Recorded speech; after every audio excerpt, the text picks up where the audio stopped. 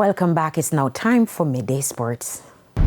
West Indies will be playing for pride when they travel to Jamaica for the third and final test against Australia at Sabina Park after the visitors defeated the Caribbean side by 133 runs on day 4 of the second test in Grenada on Sunday to take an unbeatable 2-0 series lead. With the win, Australia also retained the Frank Worrell Trophy. Chasing a victory target of 277, the Caribbean men were blown away for just 143. Captain Roston Chase was the top scorer for the Windies with 34 from 41 deliveries. The next best contribution came from fast bowler Shamar Joseph, who smashed 3 sixes in his score of 24. Mitchell Stark 3 for 24 and Nathan Lyon 3 for 42 were the chief destroyers for the Aussies. Earlier, Joseph picked up another 4-wicket haul as the Australians were dismissed for 243 after resuming their second innings on 221 for 7. Half centuries from Steve Smith 71 and Cameron Green 52 were the foundation for the Australian total. Joseph finished with 4 for 66 to be the pick of the West Indies bowlers, as he has now taken 14 wickets in the series so far. Scores in the match: Australia 286 and 243, West Indies 253 and 143. The third and final test begins on July 12.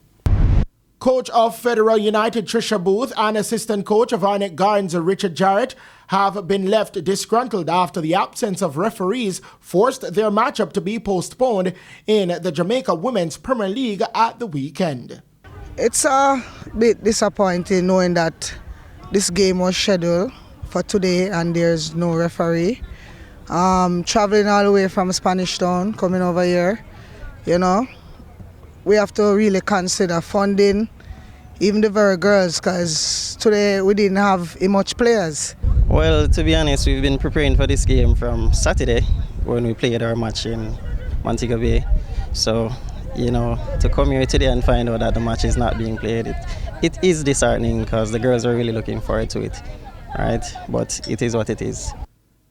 A hat-trick from league-leading goal scorer Davia Richards, who pushed her tally to 36 for the season, led defending champions Fraser's Whip to an 8-0 hammering of Roma Bay.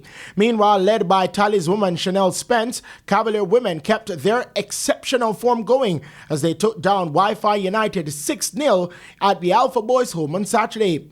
Spence moved up to second in the goal scorers charts after scoring a hat-trick.